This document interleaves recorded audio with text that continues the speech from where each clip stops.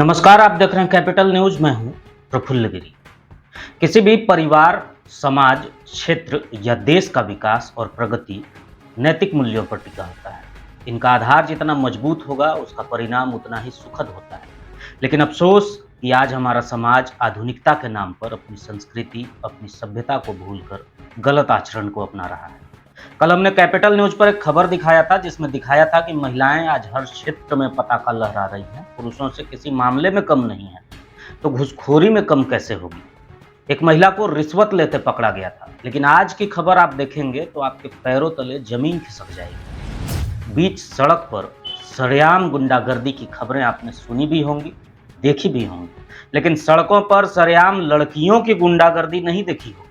इन तस्वीरों में बदहवास दौड़ती हुई और दौड़ाती हुई जिन लड़कियों को देख रहे हैं, ये हमारे पलामू की मेदिनीनगर शहर की बिगड़ैल औलादें हैं।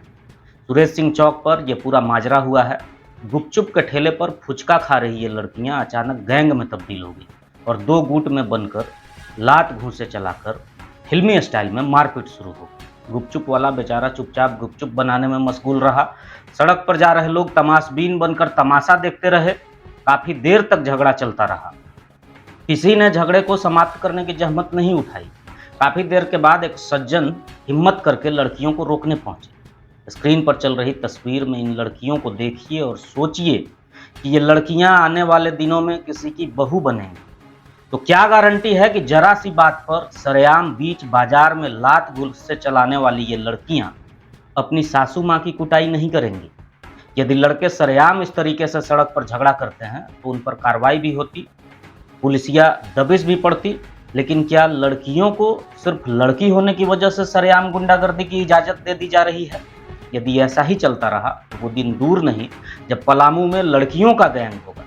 समाज को, पुलिस प्रशासन को, बुद्धिजीवी वर्ग के लोगों को और अभिभावकों को जागरूक होकर ऐसी घटनाओं पर संज्ञान लेने की आवश्यकता है। सजगता दिखाने की आवश्यकता है। सिर्फ लड़कियों को ही नहीं बल्कि लड़कों को भी अपने घर में सही और गलत में फर्क बताने की आवश्यकता है। पारिवारिक संस्कारों में हो रही कमियों को दूर करने की जरूरत है। यह खबर निश्चित चिंताजनक है। बच्चों की परवरिश, उन्हें नैतिक मूल्यों के प्रति जवाबदेह बनाना सिर्फ अभिभावकों की ही नहीं बल्कि समाज के सभी लोगों की जिम्मेदारी है। हमें आगे बढ़ना होगा। ऐसी घटनाओं को जहां देखें रोकना होगा, तभी जाकर भारतीय संस्कृति का पतन रुक सकता है।